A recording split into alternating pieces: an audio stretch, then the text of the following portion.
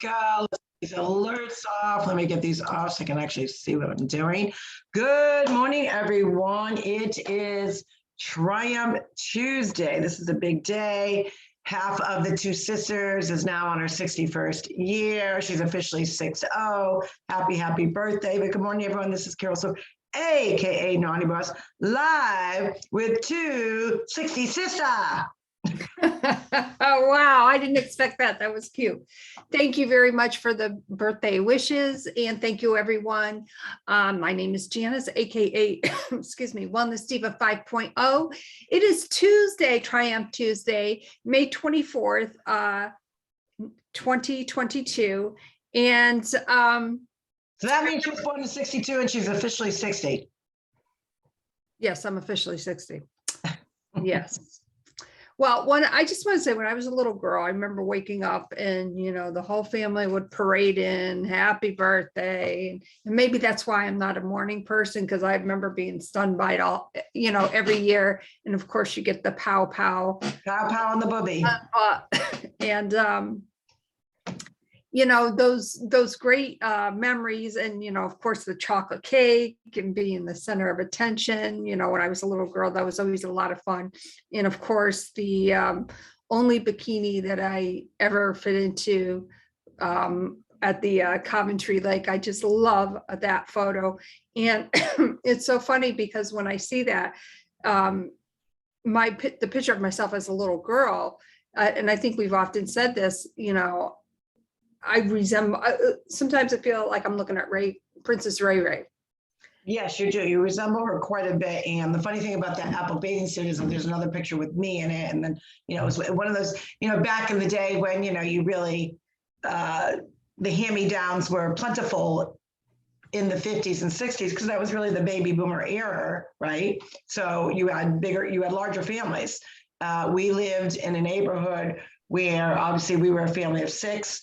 The next door neighbor had a family of 3, which was quite unusual, but everyone else, it was 7, 8, 9, 10, 11, 12, 13. I think the largest family I remember was like in the mid-teens.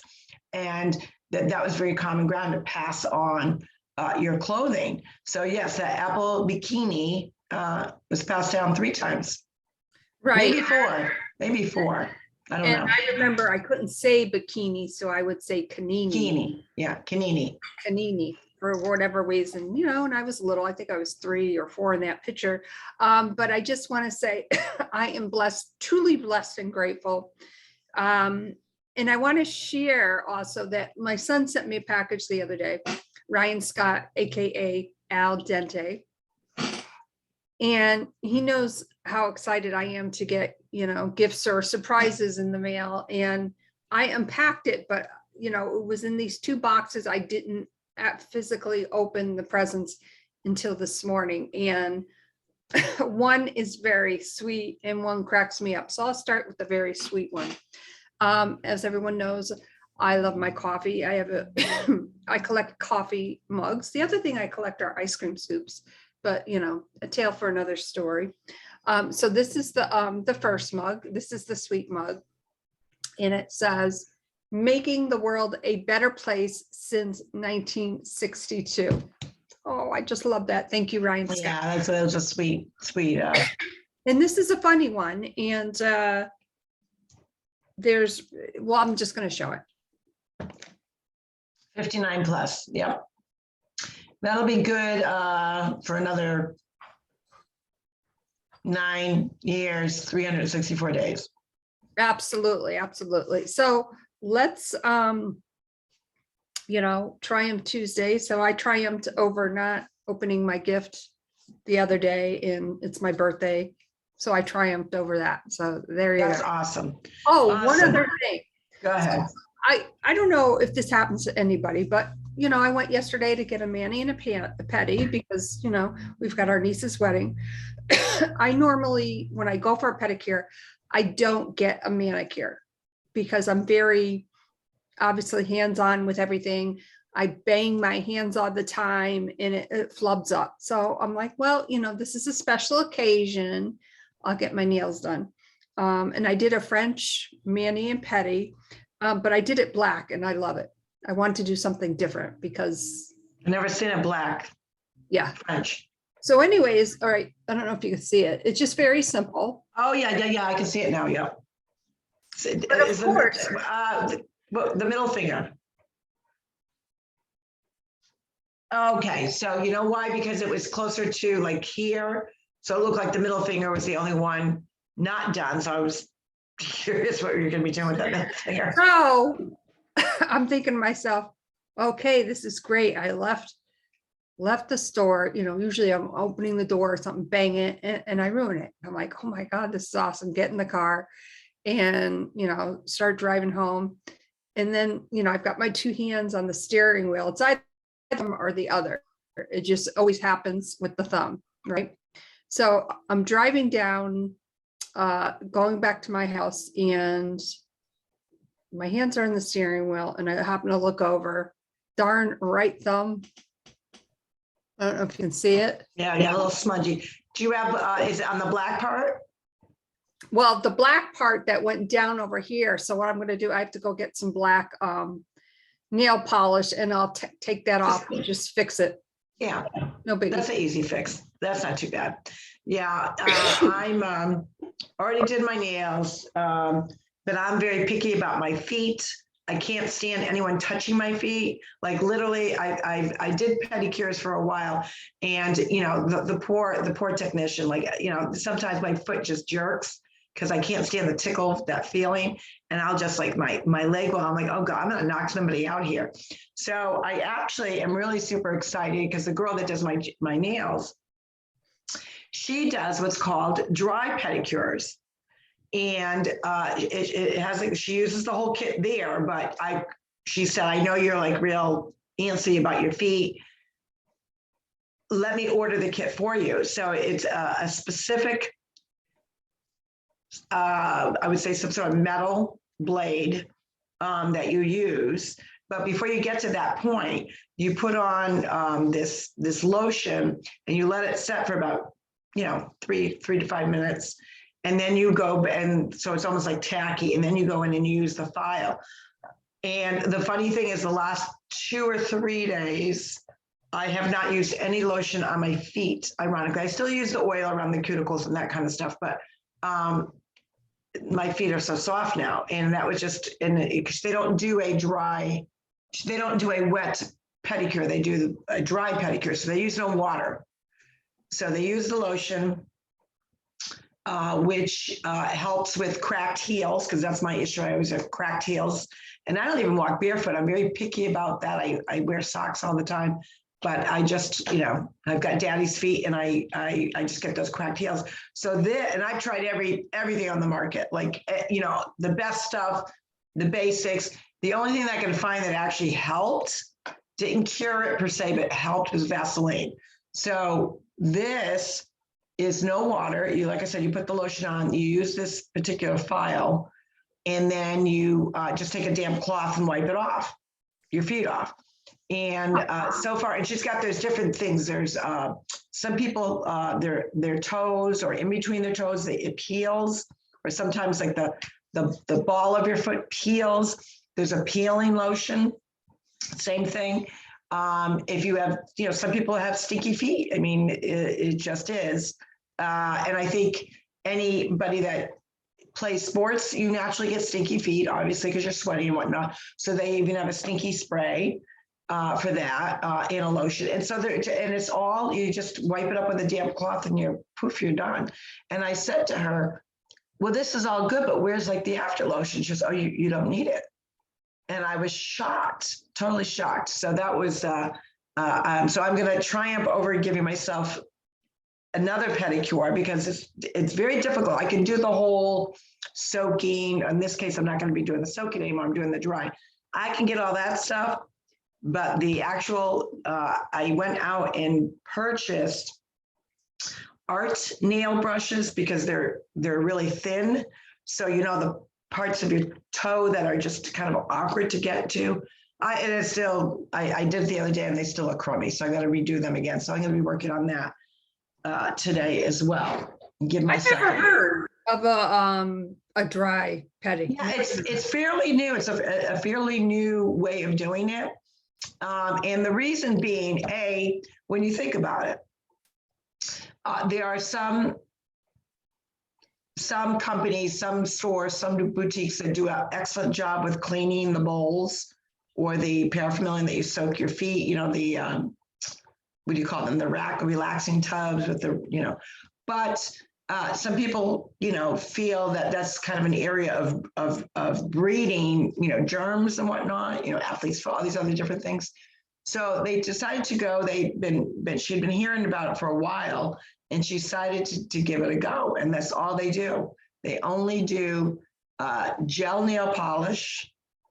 I don't know if they actually might have regular nail polish, but they have certain techniques of things that they just hone in on, and they train their technicians the way that she wants them to do it. So they're all taught on dry pedicures. And even with the manicures, you're not doing the whole soaking thing. Everything is dry. And then they, you know, use different things to clean off any dust or whatever. But, you know, my nails are my real nails, but I do use gel nail polish. And she doesn't do any kind of acrylics. So there's going to be no acrylic nails, no acrylic. And the reason being is she is highly allergic to the acrylic dust. So it is a acrylic free zone. And what I'm finding is, you know, the more clients that go in there, and she started her business like in the height of COVID. So kudos to her, she's booming and still booming. She's been very successful. Is that people are liking that they're not putting on tips and all of that, that they're using their own real nails, because the gel nail polish, you know, really strengthens the nail. It doesn't weaken the nail. Sometimes when you get, you know, the fake nails or the acrylic nails or the, you know, the form nails, whatever they call it with, you know, with the acrylics, it actually weakens the bed of your nail and can do damage. So because she's allergic to it, it's no acrylics in there. So I kind of like that idea, but the whole dry pedicure thing is, and I was skeptic, but I did my first one about 3 or 4 days ago, and I'm going to do another one. I have to perfect doing my nails because I stink at it so bad that I've always used the same nail polish and just keep going over it. I guess because I'm thinking I already got my platform going, right? You know, if I screw up, no big deal. This time what I did was I used this color, which was a very, very pale pink, on my nails, but you really couldn't see it. So I didn't like the way, and because I've used the same blue for 2.5 years, it stains your nail to a certain degree. So it's very difficult to like get it all off. So I went back to a bluish green, so a little bit different color, but now I'm going to strip all that again and start from scratch, because I think there's a way I can file some of the color off and start with a, you know, fresh canvas, so to speak. And this is what I love about a French pedicure, for instance, is that, you know, I don't have to worry about anything that I wear. Clashing, typically this time of year, I just automatically get the, you know, with the white nail polish, but wanted to do something a little different. And, you know, it'll last me for a while. The maintenance of it, as far as like, you know, putting the clear on it, like I usually do that like once a week. Yeah. Not a problem. But for me to actually do, it's very difficult for me to do my own pedicure because I have to take my glasses off. And then, you know, I am crouched down and, you know, my body is manipulated because I can't wear my glasses, and then I can't see, and you know, I've tried it with my glasses on, and then because of it's just a pain in the ass. Right. Well, for me, the other key piece to it is I'm using Jed's stepping stool when he was little to prop my feet up, because again, with my knee issue, what I was doing was I was on the side of the bed because I've got the higher bed railing, and I would put my foot but my knee is in that bed position. So I'm, you know, somewhat comfortable for a little while, but then it's like, oh, I can't take it anymore. And then to try to stand up on that knee, I really have to be very careful at that point because it's been kind of like stuck in that position for a few minutes. So I'm like, okay, that's not really going to help or work. but I still need to get my pedicure done. So I'm just going to take my time doing it. When it's uncomfortable, bending over between my shoulder, my hip and my knee, I'll just, I'll make adjustments. But anywho, getting on to Triumph over Tuesday, one of the big things I triumphed over today, and it's actually happened today, so obviously we've talked about, really what our nation and our country has been through with regarding public schools and what is going on in libraries with a lot of pedagogy, pushing pedagogy, as well as inappropriate, very explicit and graphic reading material. Some of them are cartoon books, and they're not the cartoon books that you think of from the 50s and 60s. So there has been one particular picture, and there's several from this one particular book, and it was found in the catalog of the district that I've, been kind of dealing with, as well as the book is actually physically in a lot of different libraries across the country. So a representative, a person running for, I believe it's Secretary of State, I think that's what she's running for, in Massachusetts, and she came out and said, something about, this whole thing about pictures and, I'm paraphrasing what she said, and children putting a dick in their mouth. Well, people got very offended by her making that statement. And when I first heard it, I would say something, it's harsh, it's bold for sure, but we are we're in unprecedented times. So sometimes you need to make a bold statement to shock people into understanding what's going on. So another local former school committee member posted her distaste, of this particular candidate. And, the comments that were on her particular post were, how could she say something so disgusting, how unprofessional. They really ripped her from one side to the other. And I thought to myself, which I did comment, you're more focused on the word she used, which I understand the phrase or the sentence was bold.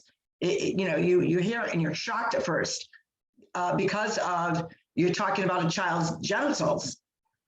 You're frustrated and disgusted, but yet there's no uproar that this garbage is actually in the libraries. So what I did was I actually posted the picture of one of the books, of what the content of one of the books. So what does flaky booker decide to do? I woke up this morning and said, your account is restricted. And of course, it goes to, the entire restriction of, the last 2 years, whatever.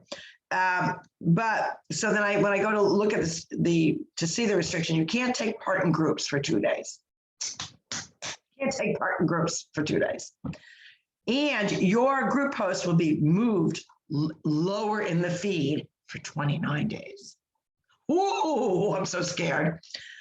But what I agreed with, because it is true, and I'm going to get to exactly how it was presented to me.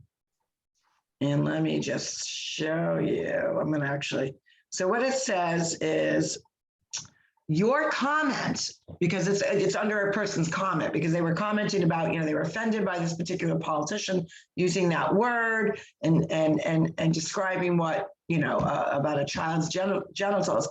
Your comment goes against our community standards on nudity or sexual activity. Wait a minute, I got to say something here. Okay. Bold statement, she made it, I get it. There's this uproar at what she said, I still get it. I agree with what you said about, okay, there's an uproar on the way she said that, it was bold. Why isn't there an uproar over here? Yet, flake book is restricting you for 2 days for something that is obviously, quote unquote, I'm using air quotes, people, offensive or whatever, you know, nudity. But that's exactly what's in the library that our children are. Correct. Okay. Now, this particular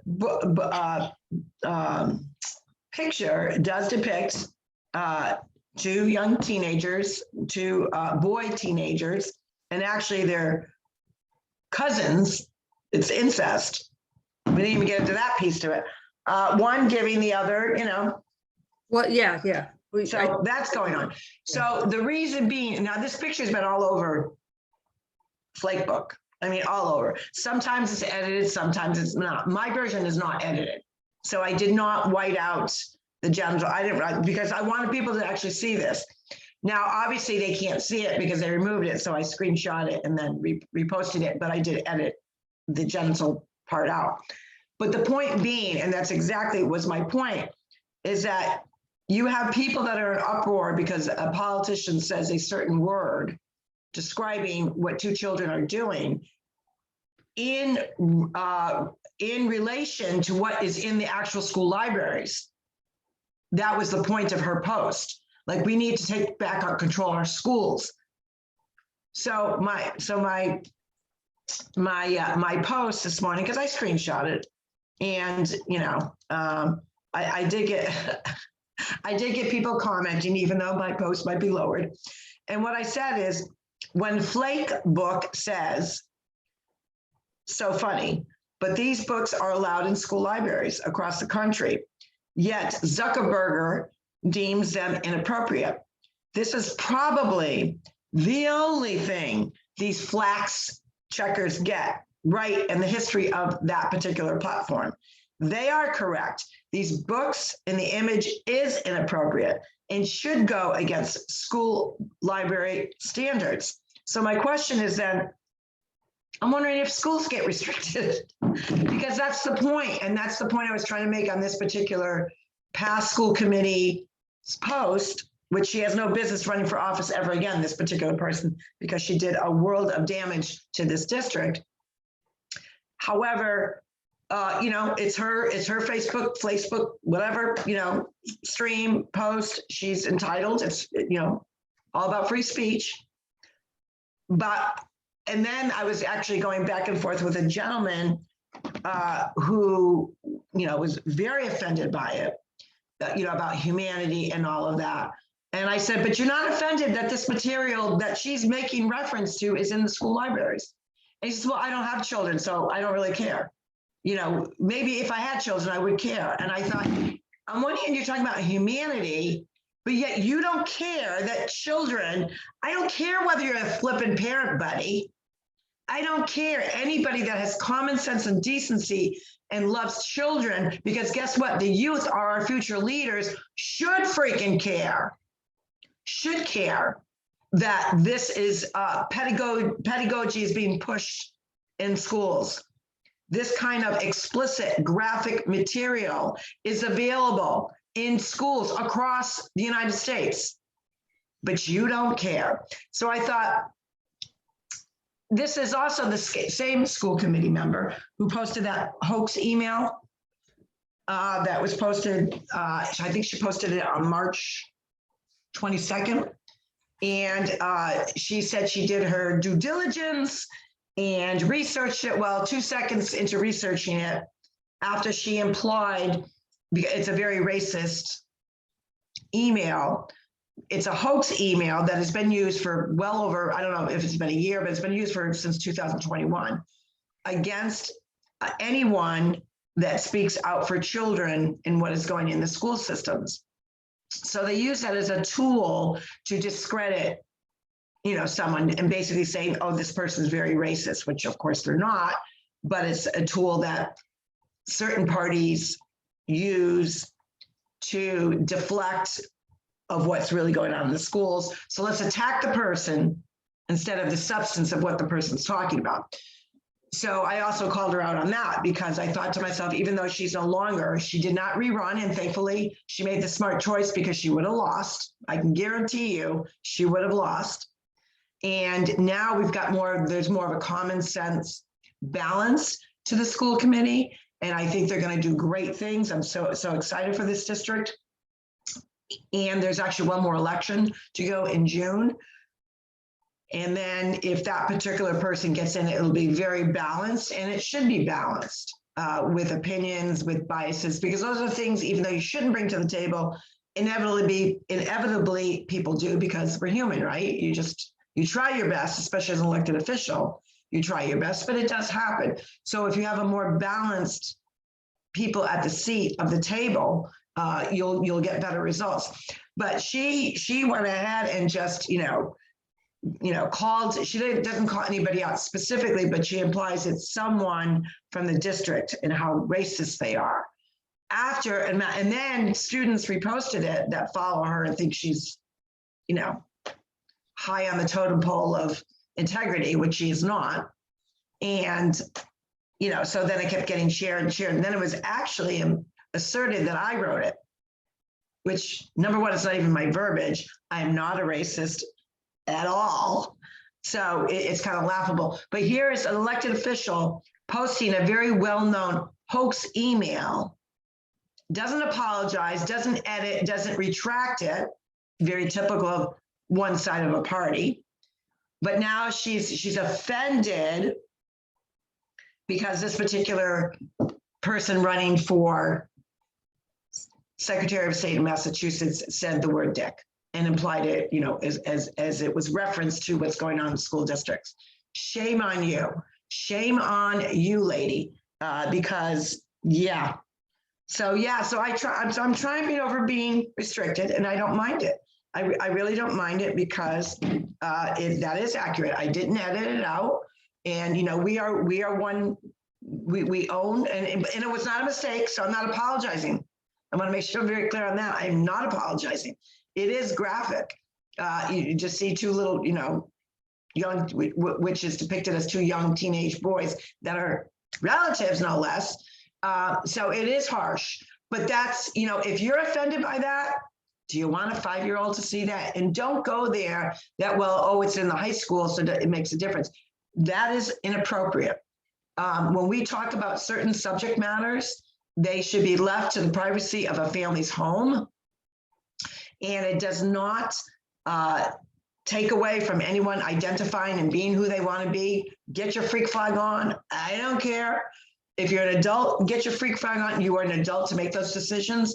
But children under 17, and yes, a child at 17 is still a child, is not mentally developed enough and or mature enough to know their own bodies and what their bodies want, need, or their mind until many, many, many, many, many, many, many years later. There's been multiple studies out there that actually show that a woman fully matures at 32, and some men, it's in their 40s. I would like to say that some men, it's even longer. I think we all can relate to having toddlers in the house.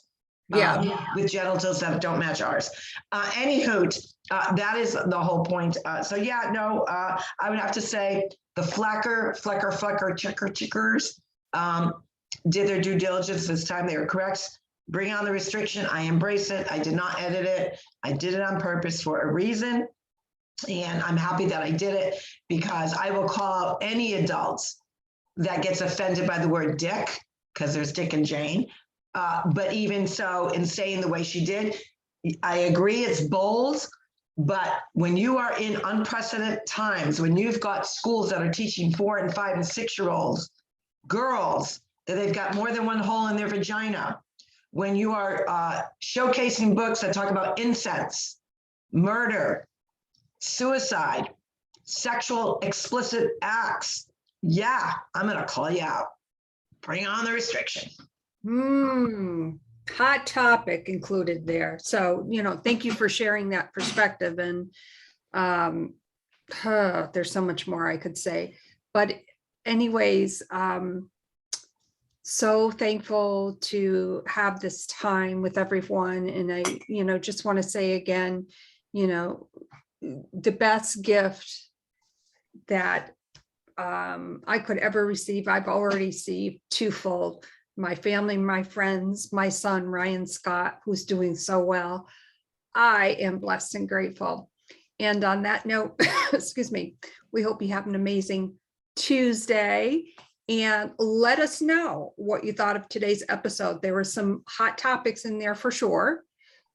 Maybe some language that people are not comfortable with, but we are real, we are raw, we are authentic, and that will be noted in the show notes because we are required to do that, and I'm happy to do that.